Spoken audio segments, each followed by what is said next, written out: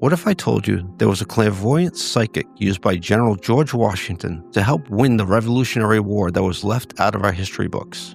What if I told you she wielded a power to dictate international trade and transatlantic voyages over politicians and the wealthy and powerful? What if I would have told you she put clergymen, the business elite, and British generals in their place without repercussions? You would most likely ask me, why isn't this person mentioned in our high school history books? Well, tonight I'll be telling the storied legend of clairvoyant Molly Pritchard of Lynn, Massachusetts, and her role in our country's fiery birth. I'm Chris. I'm Kathy. I'm Sean. And this is Weirder After Dark.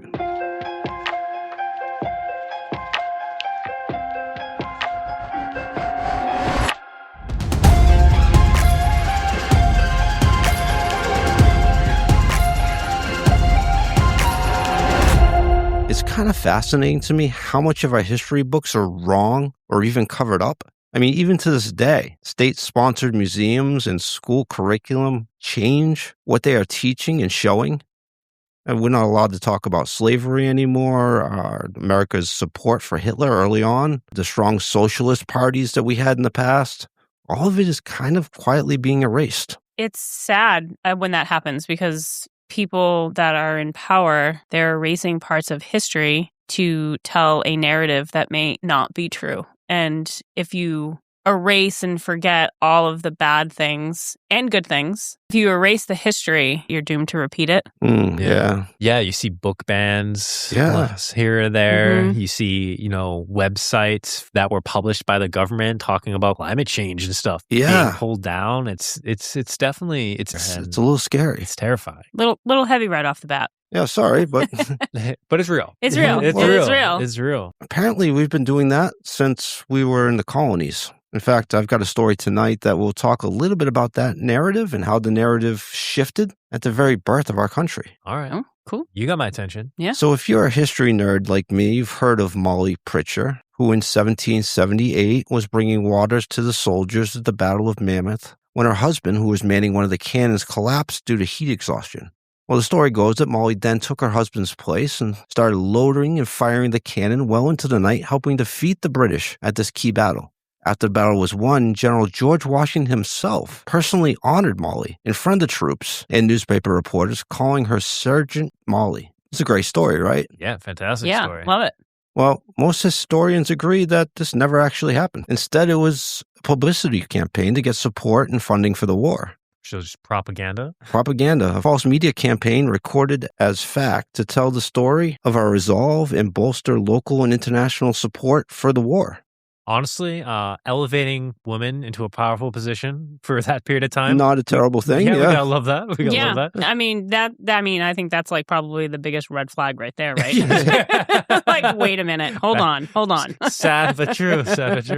Well, tonight, I want to share a story about another famous Molly Pritchard, one that was left out of our history books, that actually played an important role in how our country was formed. A darker Molly, who shared the famous namesake, but also was in contact with General George Washington, but was never publicized and played a very real but different role in the history of our country. Oh, interesting. I'm sure we're going to get the answers, but is it like their way to credit her? I was just thinking, I was thinking that. Like, did they create a more likable or acceptable story to insert her in history? That's very interesting. It very well could be. I'm not sure. All right. Well, I'm excited to see where this goes. Yeah. So our Molly was from Lynn, Massachusetts. We don't have any records of her birthplace or birth date. She was often rumored to change her stated age throughout her life. What we do know is that her dad was a man by the name of Audible Diamond. What a great name. Sounds like a name from back then. All your stories, Chris, are great names. Audible Diamond. Audible. And her grandfather was Edmund Diamond. Now, Edmund was a retired sailor and ship captain, and he was well known for using his magic powers to aid ships at sea. Even after he retired as a captain, sailors and sailors' wives would go to him asking him to grant safe passage for their loved ones. Okay. Let's hold up party. Magical powers? Magical powers. Is that alliteration because he was a great sailor, or they thought he was actually magic? Okay, so he was locally known as Wizard Diamond of Marblehead. And we have our answer. He could be found late at night in the Marblehead Cemetery, casting spells for ships' safe passage before they left for port the next day. Wow. Honestly, using his powers for good. Yeah. Kudos to you, dude. Yeah. So Edward's supposed magic was not just used for the protection of sailors. One story that is shared of his powers is about an old widow who had her firewood stolen from her barn one night. Being elderly in the middle of New England winter, this was a death sentence. She didn't know what to do. Edward, hearing about this crime, went to see the elderly lady. He went into the barn and cast a spell, and legend goes the next morning, every last piece of wood was stacked neatly back in the barn. Thank you. So yeah, interesting lineage here. Yeah, he either got some magic or hard work. Yeah. Okay, believe these stories or not, the locals in the area believed these stories were true, and Molly was born into a lineage of magical descent. Not much is known about Molly's childhood. Girls did not attend formal school in the 1700s. Rather, most were homeschooled. Now we can guess, because her father worked full-time, that a lot of her formal education would have fallen to her famous grandfather. Molly later on in life wrote a book of prophecies that would indicate that she had an above-average proficiency in writing and grammar than most women possessed at the time. Based on her mother's barely legible signature on a document that we found from 1730, we can surmise that her mother did not handle most of her formal education, suggesting she spent a great deal of time with her magical grandfather. Her dad was a shoemaker and owned a small business in town. He had an apprentice at the shop named Robert Pritchard. Robert and Molly fell in love one summer and married on October 2nd, 1770. They had 3 children, and when her father and mother passed away, they took over the family house, and he continued to run the family business. Now you can still see the house on Marble Way on a hill overlooking the ocean. It's an historical building now. So some lore and legend talk about Molly as a toothless, withered, old, ugly hag of a woman who walked with a limp and a crooked back. But still other sources report she was quite beautiful and charming and spry into her late 70s. Drastic. Yes. Drastically different. So these discrepancies in the reports, most likely due to the church and local merchants wanting to brand Molly as a witch and destroy her reputation, but a little more on that later. When Molly started her career as a clairvoyant is not known. We can say that she has been rumored to have psychic abilities since she was a young woman. We can also say sometime after her marriage and after her parents' death, she started to charge money for her psychic readings and protection spells. Her husband took over the family business, and they inherited the family house. So her readings were not out of desperation for money, but at least for the poor, a public service. She seemed to have no problem turning away paying customers who she didn't agree with. She did charge rich people, but a lot of the time she gave free readings to people that didn't have any money. So we can't say for sure her accurate predictions over time became widely known, and her services were sought out by commoners and the elite alike. Sailors would go to her and ask her if a transatlantic trip was safe or not. She would charge sailors very little, if anything, for these readings, and did it more as a public service than for money, possibly to honor her grandfather, who was a sailor, or possibly because she cared about the maritime community. Either way, she was very generous with her time and talents with the local sailors. She would pour a cup of tea for the sailor. When they finished the tea, she would turn the teacup upside down on a saucer and then read the remaining tea leaves on the bottom of the cup. Molly would predict the safety of upcoming trips based on the position of the leftover tea leaves. If she saw a tragedy, the sailor would return back to the docks and warn his fellow sailors. If she saw a successful trip, the sailor would return to the docks and share the good news. Her legend and lore of accuracy would often determine if sailors would take a job or not. In fact, most sailors refused to work on a trip that she didn't deem safe. Wow, she had a lot of power. That is a lot of power. Do you only have to be right once, though? And then all of a sudden it's just like, she called it, there was going to be a shipwreck, it happened, and then it doesn't matter if you're ever right again. You got it right once. Right. And then just like people buy in. That many people, though? If it worked one time, I'd be probably like, I can't explain it. How did she know? If it worked one time, but then she was wrong like all the other times? Well, think like you probably most of the time being like, it's going to be a safe ship. It's going to be a safe ship. And if you say no and they don't go, that's no true. proof of it ever happening. Yeah. Back then, you could probably be more like in tune with watching the bird migration, right? And animal behavior. Right. Like there might be environmental symbols. Exactly. Like that if you're living in the same area for a long time, you know the patterns. She grew up in that family house overlooking the ocean, so she probably understood the weather and the bird patterns. But all I'm saying is I drink tea daily. I'm going to next time look at the bottom of my teacup and be like, see what it tells you. We'll see what happens. I'll report back. And it's interesting because whether she was right or wrong, she carried a lot of power in this town in a time where women didn't have any power. Yeah. So obviously the ship owners didn't like Molly very much, and cargo could not leave the docks without sailors, and sailors wanted Molly's approval before they stepped foot on a ship. Imagine not believing in psychics and like your whole crew's like, I'm not getting on I'm that. not going. Yeah, that's Not doing exactly it. what was happening. Yeah. So this caused regular delays in transports, costing money and time to the ship owners. It was clear that the ship owners did not believe in her abilities and saw her as a problem to deal with. So the local clergy, who relied heavily on donations from rich merchants, started rumors that Molly was a hideous, ugly witch and her powers were demonic. This did not deter the sailors from seeking her out for counsel. Rumors circulated that Molly was approached by the ship owners and offered money to approve their ship's departure and to give fake readings about the safety of the transatlantic crossing to the sailors. Rumor also has it that she dismissively and flippantly refused this money. I love that, but typical capitalism, right? Yep. Like, yeah, this one's getting in the way of us making money. Let's go buy her off. Yeah.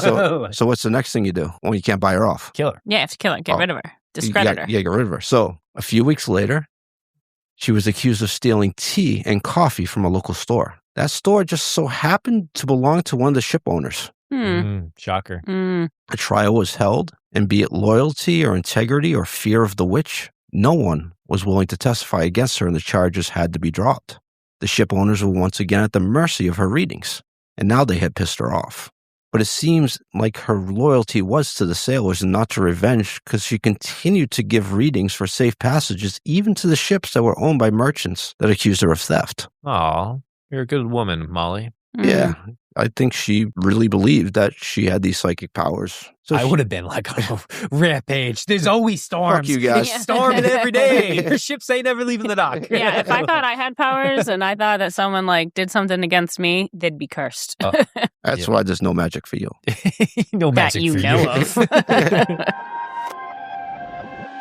Gang, we've been talking about it for months, but they're finally here. We've officially started collaborating with Ghost Poppy on 3 uniquely Weirder After Dark candles, and they're available right now. Our first one is simply branded Weirder After Dark, and it's everything you would expect when sitting around a campfire, sharing stories with your friends in New England. Hints of maple, clove, earth, smoked amber, pine, cedar, patchouli, a true hanging out by the fire vibe. We'll also have 2 scents inspired by 2 of our favorite Weirder After Dark tales. The first being Chris's story on Boone Island. Guys, wait, wasn't that one about cannibalism? It sure was, but it also takes place on an island off the rocky coast of Maine, and that's what you can expect with this candle. Think scents of moss, earth, juniper, bergamot, ozone, the fresh sense of being on an island after an intense thunderstorm. That sounds so much nicer than what I was thinking. Thank you, guys. So much nicer. And lastly, a scent inspired by the Voynich manuscript, a story we were all captivated by. And for this one, imagine yourself peaceful and curiously reading an ancient manuscript in a quiet library. You'll get the scents of bergamot, eucalyptus, balsam, leather, and patchouli. And you can feel good about buying these candles. Why? Because it's made by a small US-based business, and they've been such a pleasure to work with. Carla and her husband Sean make these candles by hand. They're 100% soy-based, vegan, paraben, and sulfate and cruelty-free, which means absolutely no nasty chemicals and all the good feels for you. So gang, if you're loving these episodes and want to support us, head over to ghostpoppy.com and find the Weirder After Dark collection. The link will be in the description, and pick up some of your own candles today. It would absolutely mean the world. Thanks. So she would often get treasure hunters seeking her counsel. Treasure fever was as real then as it is now, and any clue to the treasure's location was vigorously pursued. She was said to be very dismissive of these clients. She would often refuse to take their money and inform them, "You fools, if I knew where the treasure was buried, I'd already be rich and I would not have to deal with the likes of you." Good answer. Honestly, I respect Yeah. it so much. It's like, of course I'd have the treasure, dipshit.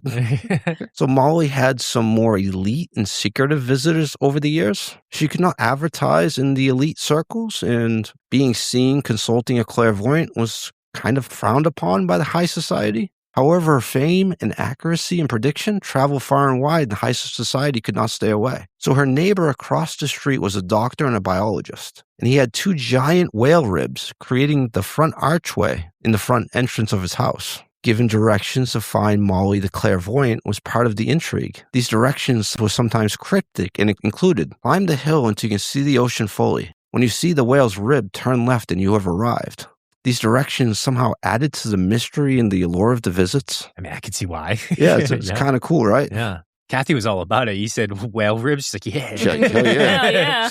How do I get some of those from my front entryway? That is some decor choices right there. So most famously, she was regularly sought out by then General George Washington for readings about the Revolutionary War. In these readings, Molly was said to have predicted the outcome of the Revolutionary War, the winning of the Battle of Bunker Hill that would not happen for another year, and that George Washington would become the first president of the United States. She allegedly predicted all that? Washington would later go on record as calling Molly a true clairvoyant and a saint. Ooh. Wow. So they had a deep relationship. Well, that gives her some credibility, huh? Yeah. Georgie Dubs believes her? Yeah. So British generals, hearing about this famous clairvoyant, also sought her out for key information and to predict the outcomes of different battles. British General Pickering consulted with the Oracle of Lynn. It is rumored that Molly, being more clever than the generals, would overtly gather more information from them and would pass the information gleaned along to Eldridge Gary, a local man who was helping in the war effort.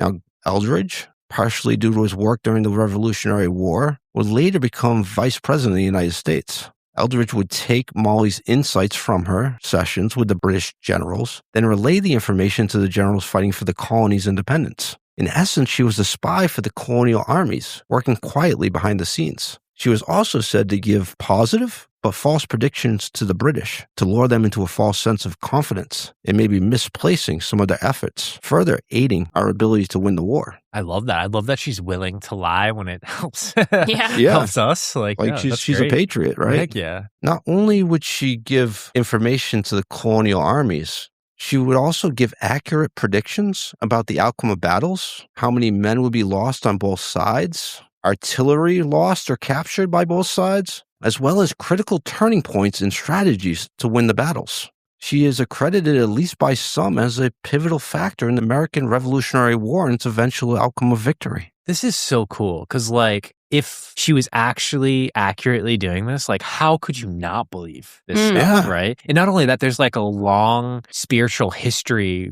going back to ancient Rome and times before that of clairvoyants giving advice about wartime stuff. So cool. And we know the founding fathers relied heavily on Rome and their influence when they wrote Declaration of Independence. Even if she was not giving accurate information, we can say she was consulting the military strategy based on her predictions, and they used these predictions to help create battle plans. If they were useful to the colonial armies, depends on you whether you believe or not. So post-Revolutionary War, Molly continued to work as a clairvoyant. She often would host common folks and high society elite alike, sometimes even European nobles, who made the transatlantic trip for her readings. She would give people readings about love, financial matters, family matters, and destinies. She would use tea leaves, but she also used palm readings and card readings as well. She would grant protection spells, and she created herbal concoctions for people who are sick. Her precise methods were not recorded and have been lost to history, but we can say she had a career as a clairvoyant for 50 plus years. In her older years, she wrote a 47-page book of prophecies. She predicted a carriage that would move lightning fast without any horses or being able to see what propels it, seemingly predicting the automobile long before it was invented. She also predicted if we travel west until we can see the ocean again, we'll find a great fortune found in the caves. California Gold Rush? Kind of seemed like it was the California Gold Rush, right? She seemed to also predict the radio, submarines, our ability to control the weather, and to capture the power of sunbeams using sun conductors. Kind of sounds like solar panels to me, yeah. She also predicted that we would travel to the moon and then into the stars. While most of her predictions were cryptic and vague and difficult to decipher, some of them seem to be very accurate and some just have to wait and see. What are some other ones that haven't come true yet? Our ability to control the weather. Government is controlling the weather. Officially, we can't control the weather. And we haven't traveled to other stars yet either. That we know of. Well on our way to trying to do that eventually, right? I feel like we need to call Matt and ask. Paranormal Directive 13, we got a question. So Molly died at the age of 75 in 1822. She was survived by her husband and 4 children. Now, in 1832, John Greenleaf wrote a 900-line long poem about the Oracle of Lynn. This was no love poem. Rather, he painted her as an evil witch, and for a long time, this became her legacy.